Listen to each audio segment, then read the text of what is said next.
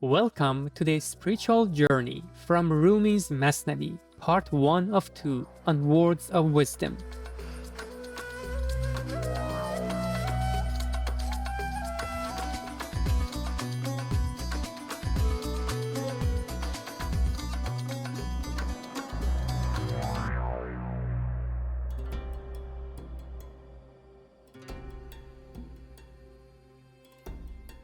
Known simply as Maulana in Persian and around the world as a Rumi vegetarian, he was a poetic genius, a theologian, and an enlightened master who graced our planet 8 centuries ago. His legacy's profound and diverse influence remains and continues to awaken the hearts of many, transcending all cultural boundaries.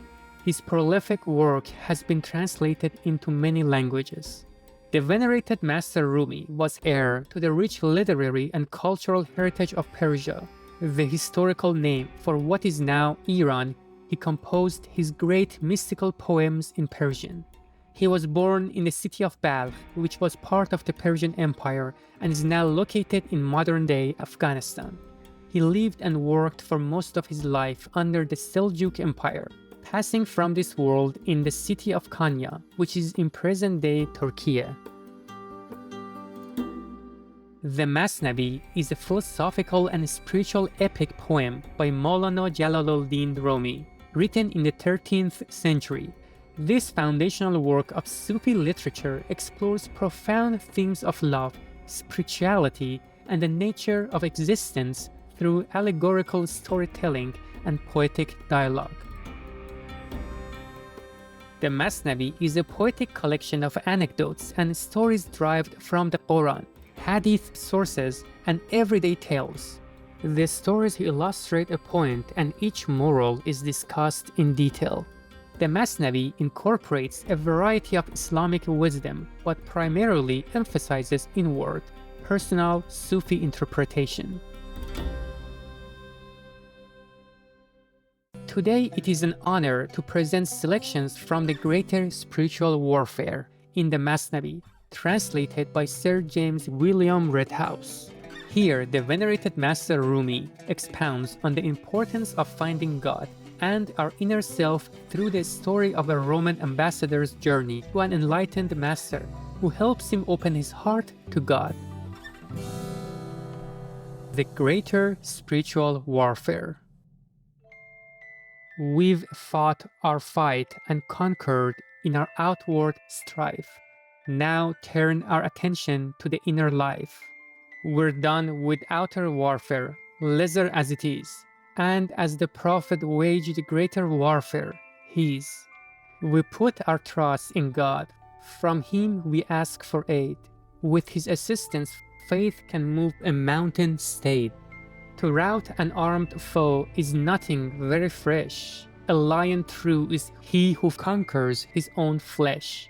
To illustrate this truth, give ear unto a tale, that thou of these few words the moral may inhale. From Caesar an ambassador to Umar came, through deserts far extending from Medina's fame. He asked, where is the palace of the Caliph men, that I to it may lead my cavalcade, my train? The people answered, thou shalt no Caliph's palace find. Our Caliph's soul pavilions his enlightened mind. Through his commandership, his fame to Rome has come, but like our other poor, a hot's his ample home. How should thou see that palace, brother, stranger, guest, when in thy mind's eye thou a beam has unconfessed? Cast out that beam, make clear thy eye from every mote, then may thou entertain the hope to see his coat. Whoever shall his heart cleanse from all passion's bale, will soon perceive therein a court and presence hell. When Ahmed's heart was cleansed of evil's fire and smoke, whichever way he turned, God's countenance bespoke. So long as man keeps company with evil thought, how can he understand God's countenance in anything? He that a window's pierced from heart towards heaven's recess, sees in each mote a ray from sun of righteousness. God shines apparent in the midst of other things, as moon in majesty among the stars' twinklings.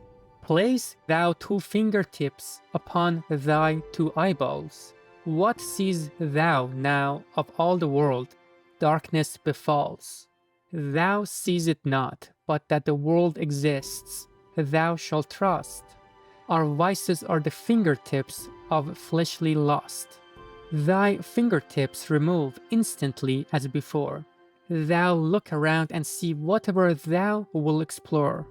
His people asked of Noah where righteousness might be. He said, Lo there, with muffled heads you cannot see. You've wrapped your cloaks in folds about your heads and eyes. Your sense of sight cannot see what before you lies. The world's eyeman is, all the rest's mere skin and shell. A real eye's he who strives his friend to see right well. Unless we see our friend, it were better we were blind. A friend that is not constant's better out of mind. When Rome's ambassador had heard those words so wise, his eager curiosity began to rise. He sought for Umar with redoubled zeal and zest, but in so doing lost his horse and eke his chest. He wandered everywhere to seek the Caliph out, like one distracted asked each passer-by his route. Is it possible, he said, that such a man there be, when like the soul to sight invisible is he? He sought for him as though he had been his truant servant, but he who seeks shall find is a very well-known saying. A desert Arab woman saw him at the last, who told him Umar, then beneath date palm slept fast. Beneath a date palm, far from mankind's busy plot, that date palm's shadow shaded the shadow of God. He went towards the tree, a station took afar. He saw Umar, a fit of trembling showed his fear. On that ambassador did awe and dread alight, while over his heart there stole a sense of sweet delight. Two feelings, love and dread, by nature opposites, were mingled in his bosom by some occult rites. He thought within himself, I've many princes seen, in sovereign presence I have ever welcome been. This fit of awe and trembling's very strange to me, and yet without dismay, this man I cannot see. I've been in forests where the lions make their lair. I've met them face to face, yet knew not what was fear. Among the brave, the bravest, my heart knew no quake. This man is weaponless, supine upon the ground. Why then this tremor? It my every limb has bound.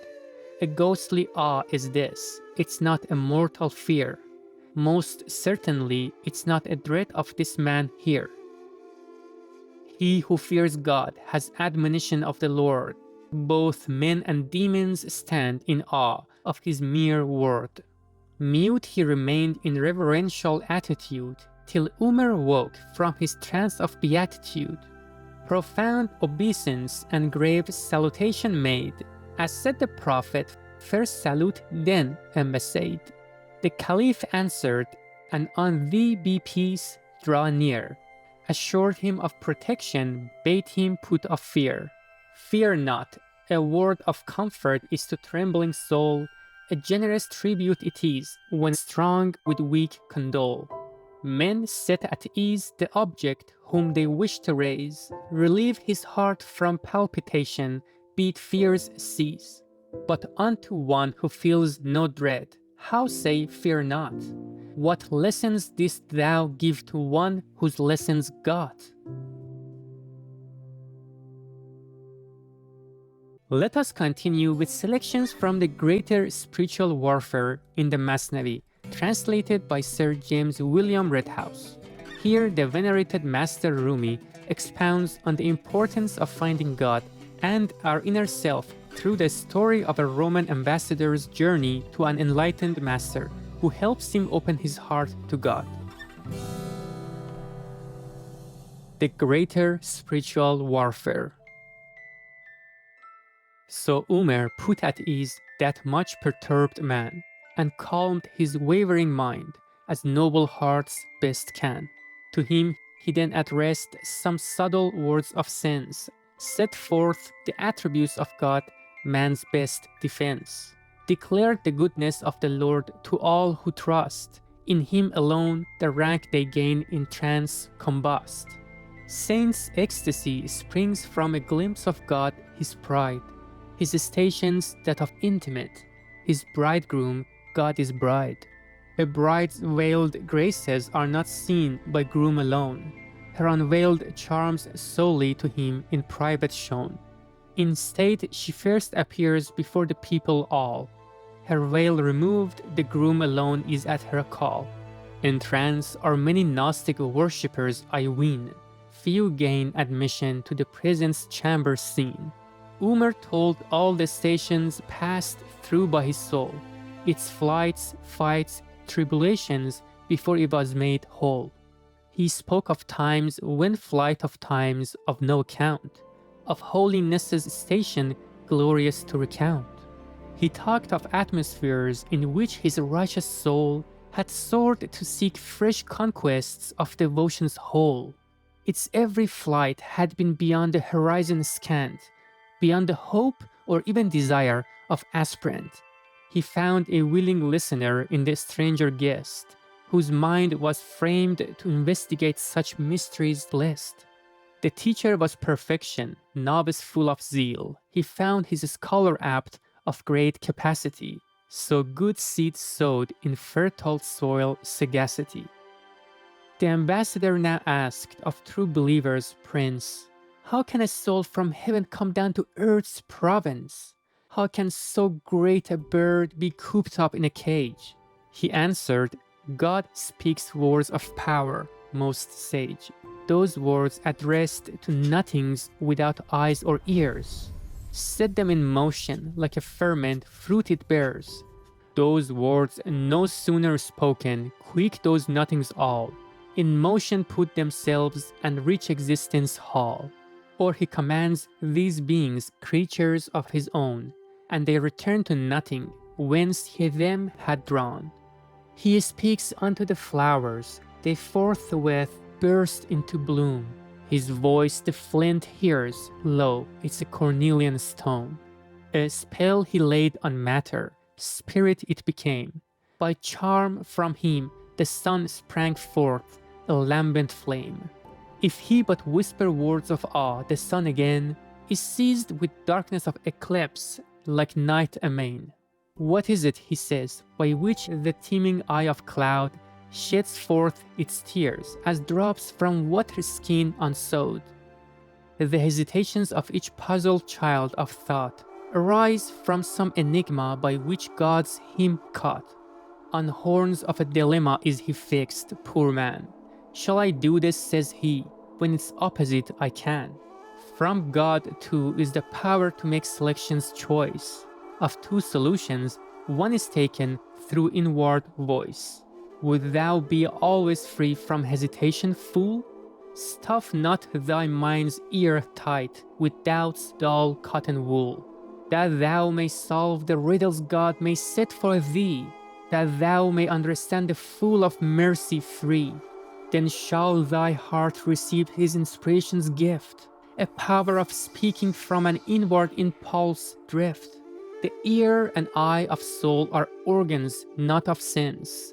The ears of sense and mind are not like soul's intents. The word compulsion puts me out of humor quite. Who has not love of God, compulsion's servants by right? This union's based on truth, compulsion is too proud. It is a glimpse of sunshine breaking through a cloud. Be it compulsion, man's compulsion it is not a compulsion of browbeating from a habitual drunkard. Compulsions felt by them, my very worthy friend, whose eyes of faith open in their hearts on God attend. The absent and the future patent are to them. To speak about the past is what they most contempt. Ask not how copper vile, by wise alchemists are, is changed to gold when solved by elixir in part.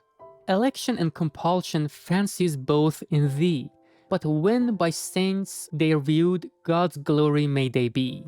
Upon the table breeds a lifeless, senseless mass. When taken in man's mouth, the soul it joins in class. On table, transubstantiation takes not place. The soul it is transforms it, nourished by God's grace.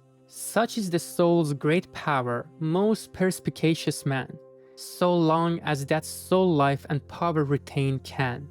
A human being, mass of mingled flesh and blood, moved by the Lord, can cleave hill, dale, mine, perspicacious, and seas flood. The strength of strongest man can merely split a stone. The power that informs man's soul can cleave the moon. If man's heart but untie the mouth of mystery's sack, his soul soon soars aloft beyond the starry track.